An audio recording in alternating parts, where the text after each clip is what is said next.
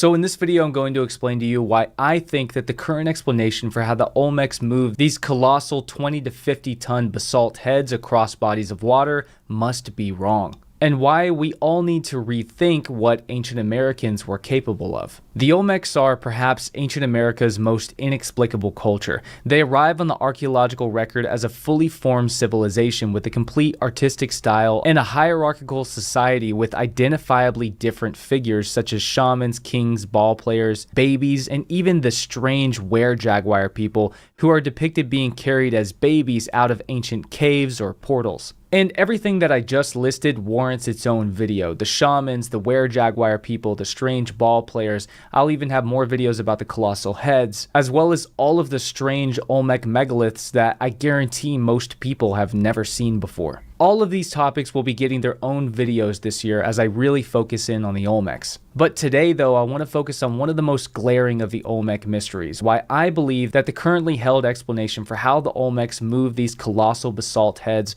over 100 kilometers across vast bodies of water must be wrong. I will even try to provide some other evidence-based explanations. To begin, the first Olmec head was discovered by a Mexican man named Jose Maria in the late 1800s, but it wasn't until the early 1920s that archaeologists finally came around to giving this artifact a look. After explorer Franz Blom made the discovery of the Olmec twin statues in the Tuxtla Mountains of Veracruz. When he publicized these finds, archaeologists quickly noted that these statues didn't resemble anything else seen anywhere in the Mesoamerican world. They were of a much different style than the known Maya, Zapotec, Aztec, Teotihuacano cultures. I should also notice the similarity between these Olmec headdresses and the traditional pharaonic headdresses. I'm not implying a cultural connection here, but I do find it very interesting that we see similar mysteries across cultures, and the fact that no Egyptian or Olmec headdress or helmet has ever been found. In the 1930s, more Olmec heads would be discovered by Matthew Stirling and his wife Marion Stirling. She would be the one to decipher the Epi-Olmec glyphs that prove the Olmecs actually predate the Maya. And honestly, an entire movie could be made over this woman who lived amongst the swamps of Veracruz,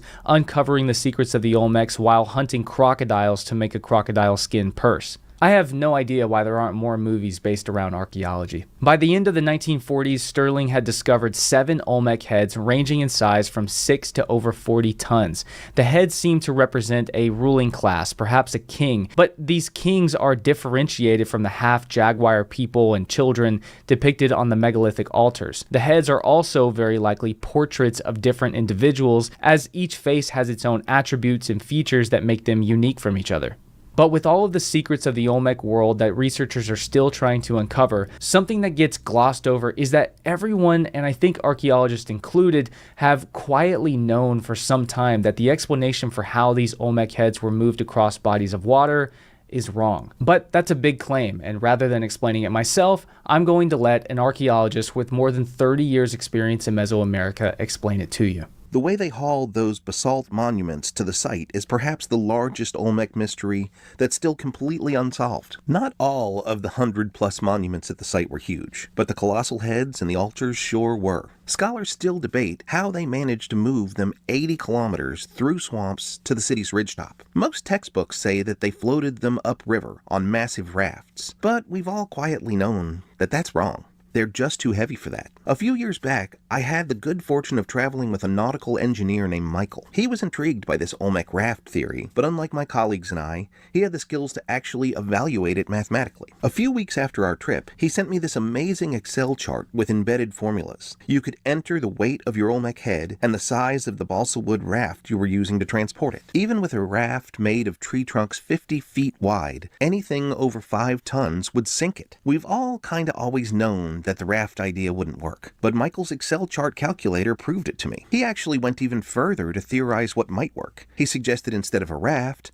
lashing logs to the heads vertically. It's a lot harder to push a log into a body of water vertically. That's a basic principle of Archimedes' law of buoyancy. Anyhow, Michael's smart investigation only supported the mystery. How did they move them? Overland transport remains the only possibility, and even that seems impossible in swampy marshes. Now, expanding on what Dr. Barnhart says here, if you were to build a primitive-style balsa raft that was 50 feet long, an Olmec head weighing more than 5 tons would sink the raft. Well, there's 2 more problems here. Problem A, the smallest Olmec head is 6 tons, with the largest head now being estimated over 50 tons. Problem B, if you constructed a balsa raft 50 feet long, it would be too large to travel down certain areas of the Olmec rivers and tributaries. And when we reach this point, it seems like there's absolutely no way that the colossal Olmec heads could have ever been transported by boat. They're too large, they're too heavy, and even the smallest head would sink a raft that's too long to sail down the river. And you could say that perhaps they weren't transported down rivers at all, but when you look at the Olmec heartland, it is littered with rivers, and avoiding them becomes impossible.